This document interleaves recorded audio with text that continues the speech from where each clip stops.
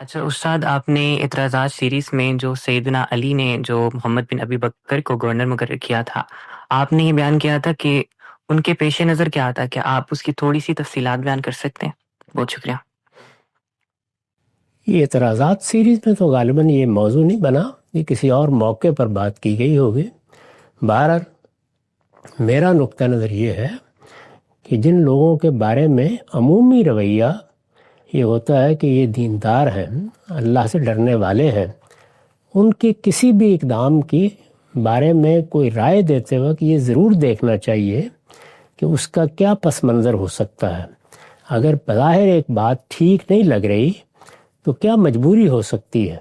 تو دنیا میں جب آپ فیصلے کرتے ہیں، خواہ وہ معاشرت کے کریں، سیاست کے کریں، معیشت کے کریں، تو اپنی ذاتی زندگی پر نگاہ ڈال کے دیکھیں، اور گرد و پیش میں بعض اوقات کوئی انحراف کرنے کا ارادہ نہیں ہوتا لوگوں کا، لیکن ایسی صورتحال میں پھنس جاتے ہیں کہ وہاں کوئی ایسی بات کرنی پڑ جاتی ہے جس کو باہر سے دیکھیں تو قابل اعتراض نظر آتی ہے۔ توجہ دلا دینی چاہیے۔ یہ میں نے عام مسلمانوں کے بارے میں بھی حسن ظن کے پہلو سے توجہ دلائی ہے، یعنی ہمیں آدمی کے مجموعی رویے کو دیکھنا چاہیے۔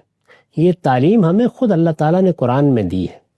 ایک طرف یہ کہا ہے کہ اجتنبوا کثیرا من الظن ان بعض الظن اسم، اپنے بھائیوں کے بارے میں طرح طرح کے گمان کرنے سے بچا کرو۔ اس طرح کے گمان آدمی کو آہستہ آہستہ گناہ تک لے جاتے ہیں، تو وہاں تنبیہ کی۔ پھر سورہ نور میں ایک معاملہ زیر بحث آ گیا ہے، وہاں تہمت لگا دی گئی ہے۔ اب تہمت لگا دی گئی ہے تو آخر کچھ کرائم ہوں گے نا، یعنی واقعہ کوئی پیش آیا ہے، لوگوں کو شبہ ہو گیا ہے، اس میں شیطان نے در اندازی کی ہے، لیکن اللہ تعالیٰ نے کیا تلقین فرمائی؟ یہ نہیں کہا کہ تمہیں اس موقع کے اوپر تحقیق کرنی چاہیے تھی، یہ فرمایا کہ جس ہستی کے بارے میں، جس شخصیت کے بارے میں بات کر رہے ہو، کیا اس کا مجموعی کردار یہی تھا؟ اگر ایسا نہیں ہے تو تمہیں تو یہ واقعہ سن کے، یہ بات سن کے ہی کہنا چاہیے تھا کہ سبحانک ھذا بہتان عظیم، یعنی جس ہستی کو ہم جانتے ہیں اس کے بارے میں تو یہ بہتان ہے سیدھا سیدھا، اور یہی کرنا چاہیے۔ تو اس وجہ سے سیدنا علی کے اقدامات ہوں، سیدنا معاویہ کے اقدامات ہوں، میری کوشش ہوتی ہے کہ میں یہ بتاؤں آپ کو کہ ان کے بارے میں منہ کھول کے فوراً ہی تنقید نہیں کرنی چاہیے، بلکہ یہ بتانا چاہیے کہ اس میں یہ مجبوریاں، یہ مشکلات ہو سکتی ہیں۔ سیاسی فیصلوں میں بعض اوقات مجبوریاں اور مشکلات در آتی ہیں۔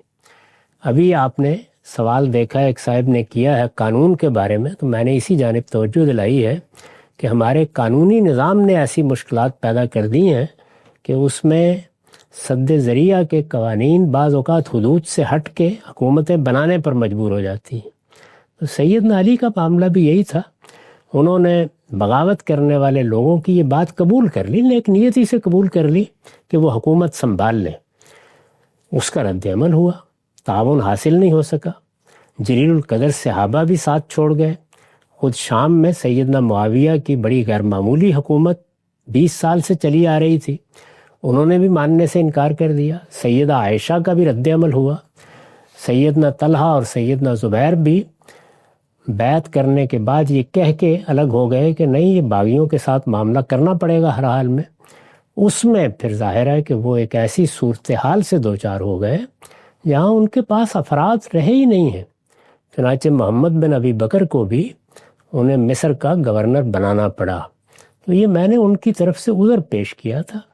اس پر چونکہ مولانا سید ابواللہ صاحب مودودی جیسے شخص نے، جنہوں نے پوری کتاب میں ان کا دفاع کیا ہے، یہ کہہ کے ہاتھ اٹھا لیے ہیں کہ ہر شخص جانتا ہے کہ محمد بن ابی بکر کا کیسا کچھ حضرت عثمان کے قتل میں ہاتھ تھا، اس کے باوجود یہ سمجھ میں نہیں آتا کہ ان کو یہ منصب کیوں دیا گیا۔ تو میں نے یہ عرض کیا تھا کہ ان کی بے بسی کو اگر دیکھا جائے اور ان کے فیصلے کا جو نتیجہ نکلا تو سمجھ میں آتا ہے۔